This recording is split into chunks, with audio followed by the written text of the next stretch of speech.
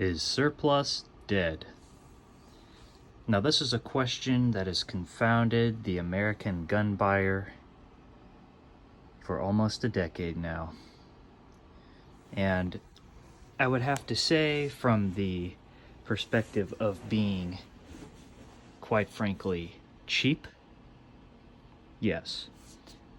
And if you're not willing to spend a modicum or a decent amount of money for one of these old firearms, well, things can get iffy. Now, the astute among you may already notice there are some sporterized, or in this case, hunting style surplus firearms, and you would be correct. And the reason I have them here is because this is my caveat. Surplus is dead except for those who wish to shoot them. Here's my point. Right here, I have a... Now, do mind, this gun is a little dirty. I just purchased it. An Ishapur 1937, number 1 Mark III.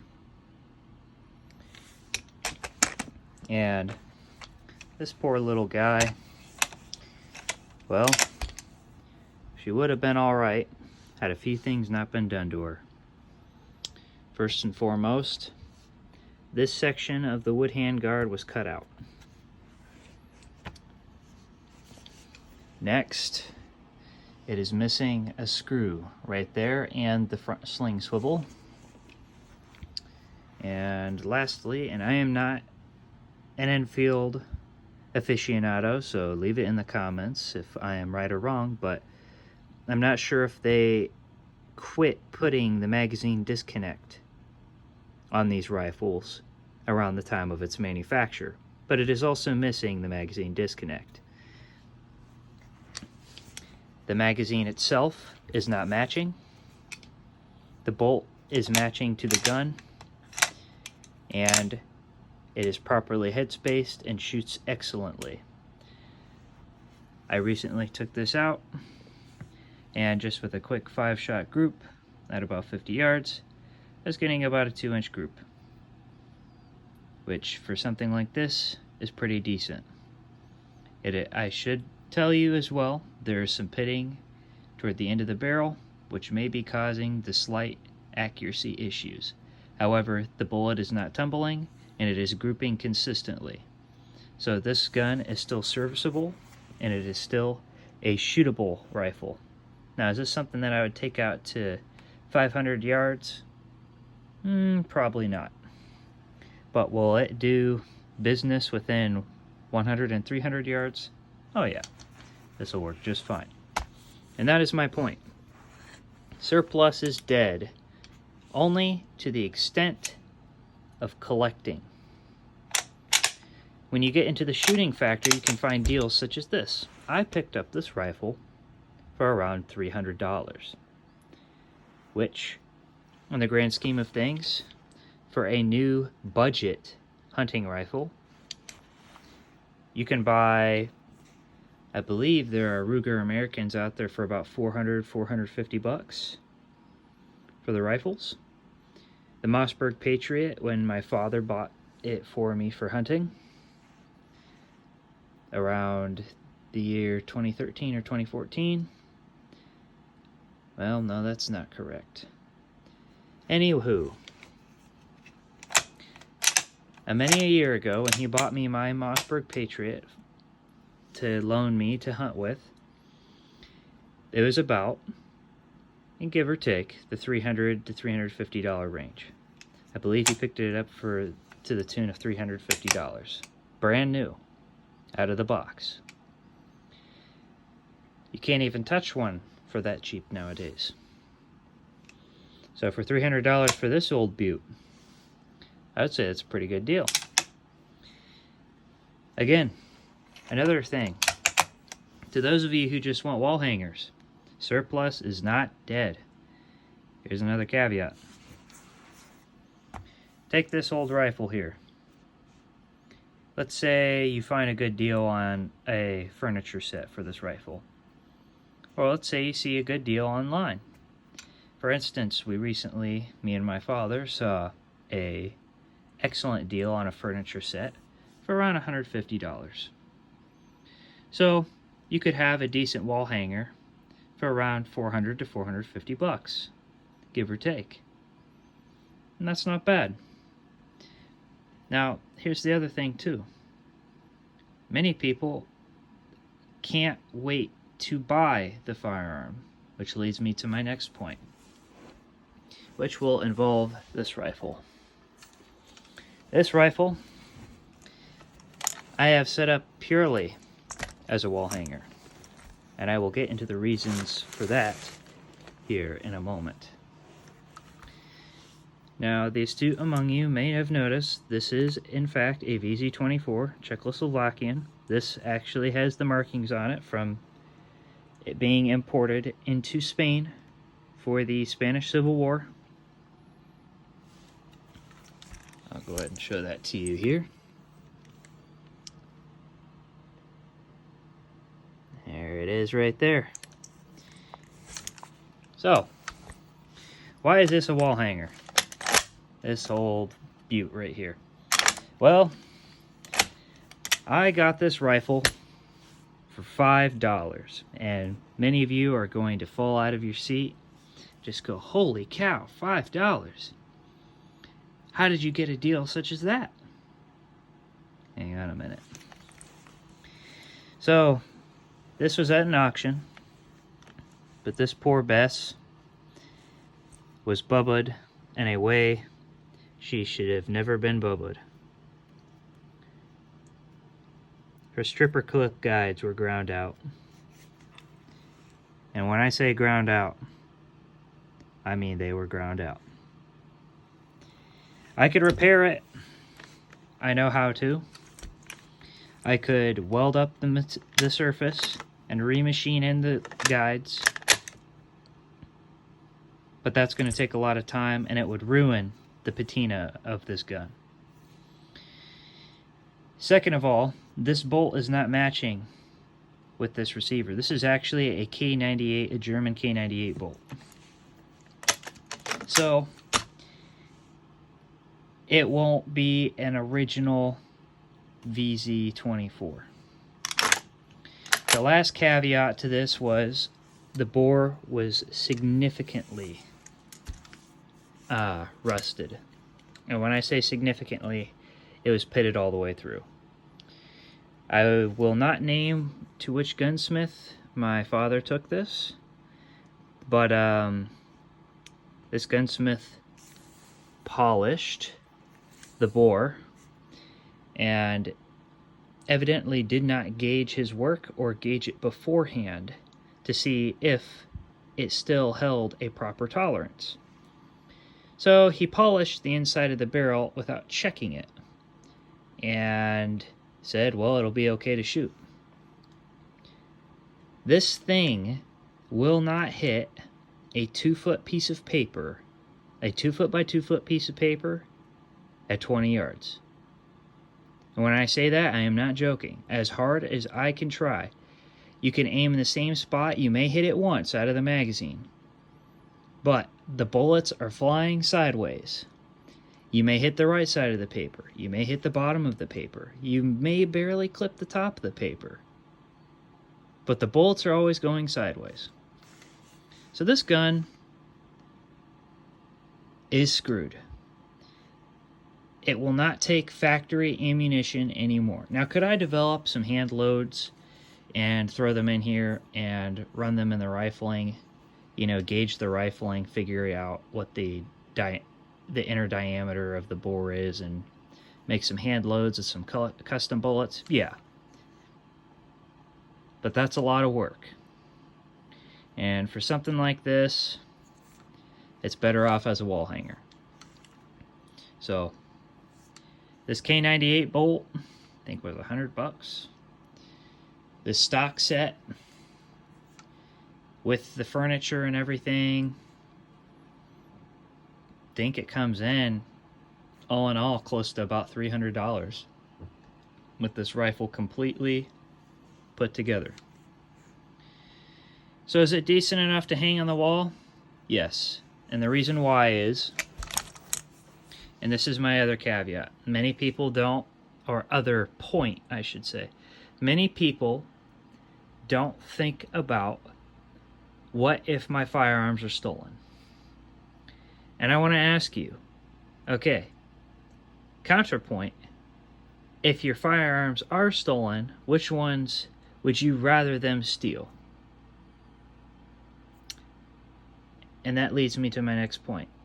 Which firearms would you rather them have? I certainly would not want them to have any of my sporting semi-autos, or even this SKS that has a Yugoslavian stock and a Chinese Type 56, but I will get into a video on that at some point. It has a very interesting history from the Balkans. This gun can't hit the broadside of a barn. This gun is purely there for looks. This gun is not worth much. In fact, I don't think I could sell it for as much as I've put into it just to make it look this way. But if you really want something to look this way, to have the classic feel, you know, when some friends come over that may be novices, but they're big gun nerds in the sense of gaming. Oh, whoa, that's a K98K. And, you know, being the polite friend you are, you may not correct them. But they'll go, oh yeah, this is so cool. And you can let them handle it. They can get the feel for what it's like. And in fact, this leads me to another point. Many of these, if you wanted to inactivate them, I mean, like plug the barrel or something, make them inert, then you can give them to your kids. Let them practice with them. Let them practice cycling the bolt. Let them practice dry fire. Let them practice many things. There's a lot of use for old surplus firearms that many people would put their nose down to. So, again, I think, especially for kids as well, something like this, or even like this as a first rifle, you know, you don't want to give a kid who's just starting out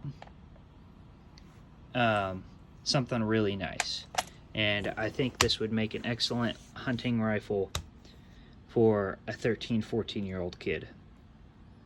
So I most certainly would be comfortable giving it to one of my kids to shoot. And that leads me, again, to my next point. Hunting configuration firearms.